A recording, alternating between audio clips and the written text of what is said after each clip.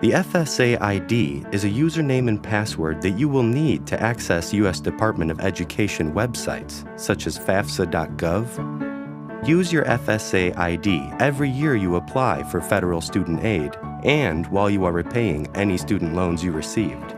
It is very important that you create your own FSA ID. To get started, go to studentaid.gov/FSAID. Click Create an FSA ID. Make sure to read the instructions at the top of each page. Also, if you aren't sure how to answer a question, you can get additional information by clicking the gray question mark next to each question. We recommend that you provide your email address when you create your FSA ID. An email address isn't required, but if you provide one, you can use it to retrieve your username and password if you forget them. Make sure to use an email address that you can access. The email address you choose can't be used with anyone else's FSA ID. For example, if a parent and a child share the same email address, they cannot both use that email address when creating their own FSA IDs. One person will need to use a different email address. Next, create a username that is at least 6 characters long and that is easy for you to remember. If you see a message saying username taken, create a different username, then someone else has already used that username, and you will need to use a different name. One way to create a unique username is to add a number to the end of the name. You will also need to create a password. Make sure you don't include personal information, such as your name, date of birth, or social security number in your password. Lastly, verify your age and click Continue. Provide your social security number, date of birth, and full name. The information must match exactly what's on your social security card. Make sure to put your first and last name in the correct spots and double check that you haven't made any typos. You must have a social security number to create an FSA ID. Once you click Continue, you'll go to the profile page.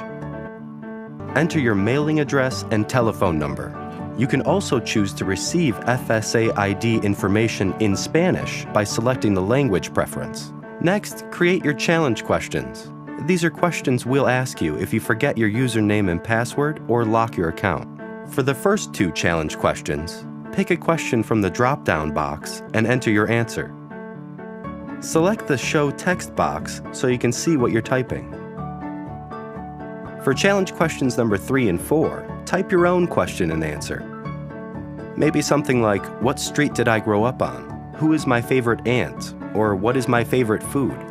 Finally, for challenge question number 5, pick a significant date from your life, other than your birthday. This number is used if you need to access your loan history through automated phone systems. It's important that you pick questions and answers that you will be able to remember. Click Continue to review all the information you've entered so far. Double-check all of the information you provided, especially your email address, if you entered one, and your social security number, name, and date of birth. If you need to make a correction, select the previous button to go back to the correct screen and make your changes. Then, read the terms and conditions, click the checkbox to accept them, and click Continue. Congratulations! You'll see a screen confirming you successfully created your FSA ID. If you provided an email address, you will also receive a confirmation email. You can now complete, sign, and submit your new FAFSA.